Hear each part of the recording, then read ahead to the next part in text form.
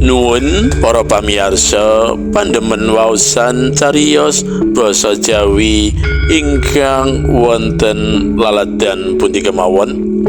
Sugeng pepanggihan malih kalian kula Haji Pamungkas ing waosan cariyos basa Jawi. Purwakane ngatur pambuka kula mugi panjenengan sedaya tansah pinayungan karahayon saking Gusti Kang Murbeng dumadi. Ing kalodhangan menika kula badhe ngaturaken cariyos rakyat anggitanipun nggih menika BP Sudarsono SG kanthi ira-irahan kesrimpet cindhe perangan gangsal. Kados pundi lampahipun cariyos sumangga dipun pidhangetaken. Raden Pabelan mepet tembok benteng sing papane lindhuk ngeningake cipta ngrapal mantra sing wis diwalik, mantra kanggo metu saka puri kedaton Pajang kanthi mendhekake benteng kraton. Banjur ngusap tembok benteng nanging tembok tetep utuh jegreg ora mendak mudhun. Dibaleni mantra rapalan kasebut lan dibaleni ngusap tembok nanging tetep ora mudhun. Dibaleni kaping 3 ora kasil. Pepet atine rumangsa gagal ora bisa metu, bakal kebedeng lan ketlikung minangka maling sing kecekel konangan, bakal ngadepi pandhawa lan hukuman. Tuwuh panyakrabawa marang ingkang Rama yen tumenggung mayang sengaja ngloropake dheweke, ngloropake putrane dhewe, nanging dheweke mbalik nduwa pandugane dhewe. Ing wening petenging kuwi Raden Pabelan ndada kesalahan sing wis kawuri, dadi anak sing mulang sarak, ora bisa njaga derajat keluhuraning keluarga, anak sing mlangkrak nerak aturan panguripan, ngrusui keluarga liyan, laku seneng nerak pager ayu, gawe lingsem lan kucem trah sesela.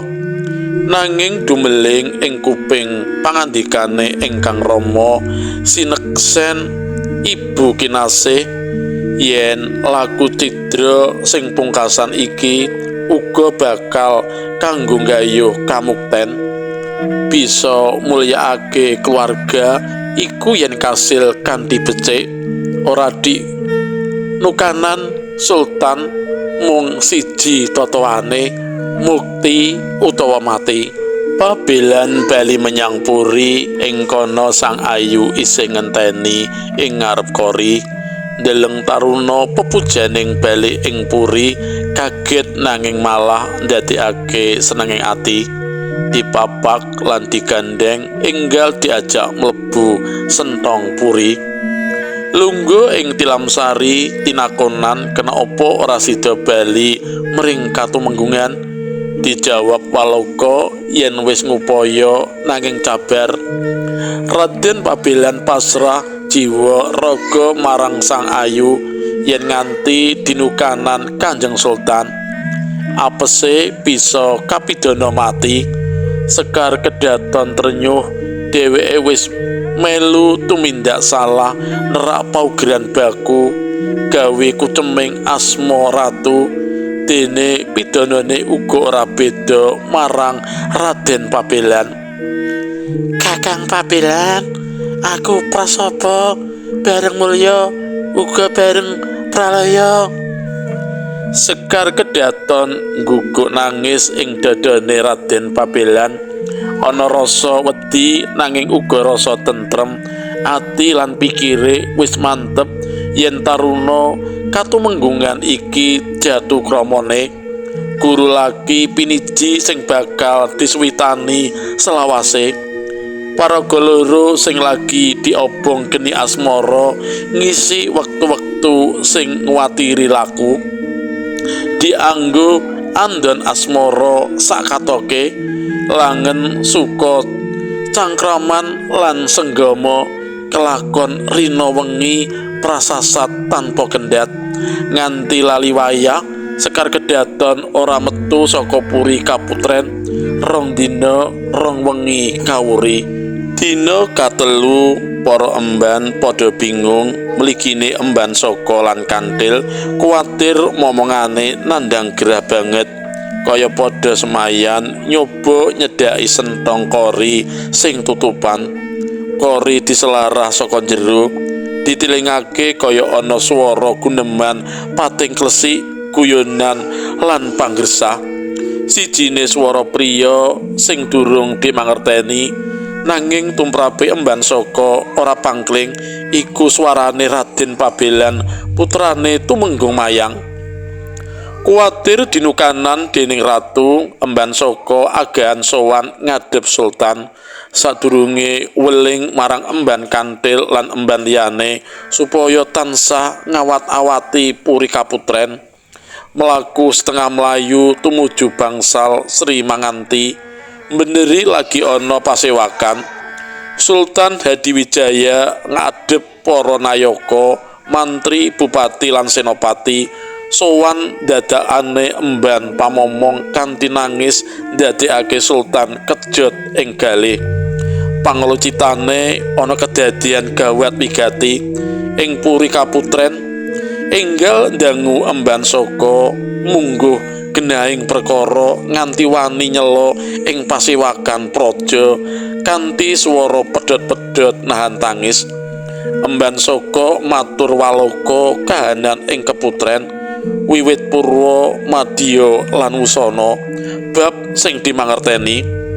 Legeg penggalih Sultan Hadiwijaya sawetara ora bisa ngendika jaja bang mawinga inga netra kocak ngondar andir kedhot lan kedher latine duka yayasinipi.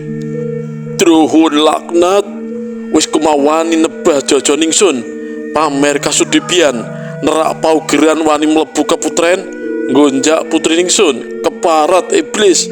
Hei Surakarti Wiratanu lan Suratanu gawa Wiratamta masa cukupe cekel lan ukumen Pabelan edan kuwi kisos patenono lan buangen layone kanggo pakan kewan utawa buruan alasan. Sabanjure ireten mrene putra ningsun Murtiningrum pidana bakal sun gali dhisik. Enggal Surakarti Wiratanu lan Suratanu minangka jagalpati kairing sawetara Wiratamtama pilihan mangkat mring keputren. Kekes kahanan ing Taman Sari para abdi Jarutaman ngumpul sangisore wit kepuh. Para abdi emban nglumpuk nangis ngewel ing tritisan puri wis padha badhe bakal ana kedadian kang gegirisi ing taman keputren iki.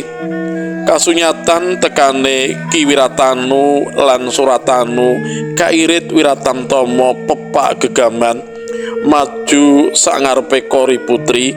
Ki Wiratanu mujar mantep, maling aguna Pabelan sing pamer bagus metu saka puri kowe tinembalan dening Kanjeng Sultan saiki. Nuruta dak bondo tindhe dak adepake Srinata. Alon-alon kori puri kabuka.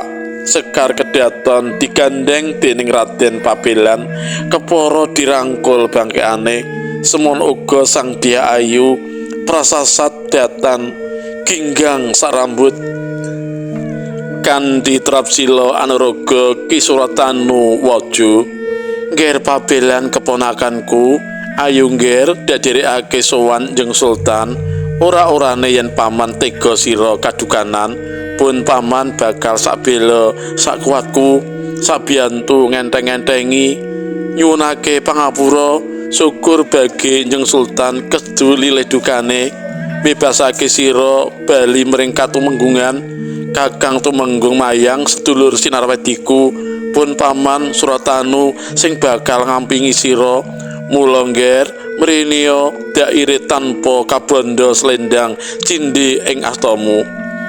Raden Pabelan percaya pangandikane Ki Suratanu ana candhake.